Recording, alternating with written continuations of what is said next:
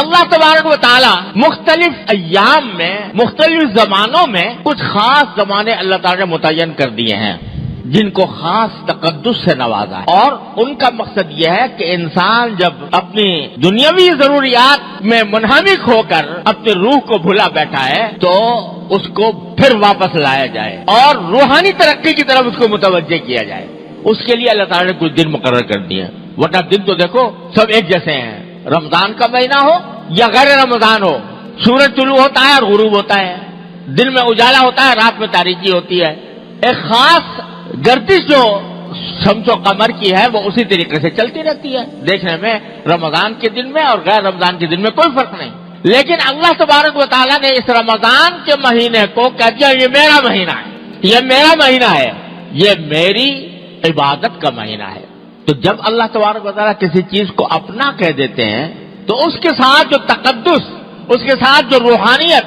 اور اس کے ساتھ جو عظمت وابستہ ہوتی ہے وہ عام چیزوں کی طرح نہیں ہوتی۔ دیکھو کعبہ شریف کو، کعبہ شریف کی عمارت کو دیکھو، اس میں وہی پتھر وہی سیمنٹ جو عام عمارتوں کے اندر ہوتا ہے، کیا فرق ہے اس میں اور عمارتوں کے اندر؟ بلکہ اگر دیکھا جائے تو دوسری عمارتیں زیادہ خوبصورت اور زیادہ شاندار نظر آتی ہیں بنسبت کعبہ شریف کی عمارت کے۔ لیکن میرے مولا نے کہہ دیا کہ یہ میرا ہے، یہ میرا گھر ہے، بیت اللہ، یہ اللہ کا گھر ہے،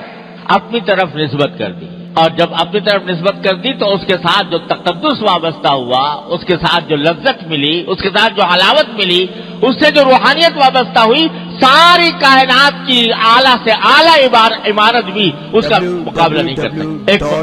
جا کر آدمی وہاں عمارت کو صرف دیکھتا ہی رہے،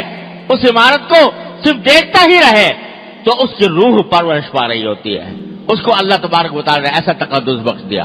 تو جب کسی چیز کو اللہ تبارک و تعالیٰ اپنا کہہ دیں یہ میری ہے تو اس سے جو تقدس، اس سے جو روحانیت وابستہ ہوتی ہے وہ اور کسی چیز سے نہیں ہو سکتی۔ تو رمضان کا مہینہ بھی عام مہینوں کی طرح تھا، لیکن میرے مولا نے کہہ دیا یہ میرا مہینہ ہے، میری عبادت کا مہینہ ہے۔ تو اب یہ رمضان کا مہینہ عام دنوں سے ممتاز ہو گیا، اس کی عظمت، اس کا تقدس، اس کی روحانیت سارے دوسرے ایام سے بڑھ گئی۔ اور مقصد یہ ہے، اس رمضان کا مہینہ لانے کا مقصد یہ ہے کہ میرے بندو تمہیں میں نے کھانے پینے کی اجازت دی تھی، تمہیں میں نے روزی کمانے کی اجازت دی تھی، تمہیں جائز حدود میں تفریحات کی بھی اجازت دی تھی، لیکن تم اس میں اتنے منہمک ہو گئے ہو کہ تمہاری روح کمزور پڑ رہی ہے۔ اب واپس آ جاؤ، ایک مہینے کے لیے اس طرح واپس آ جاؤ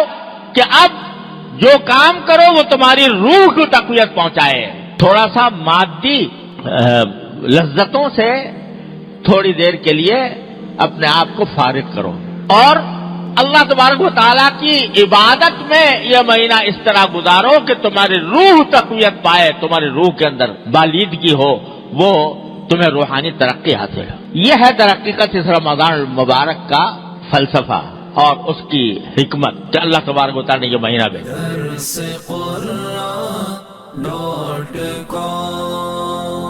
www.darsequran.com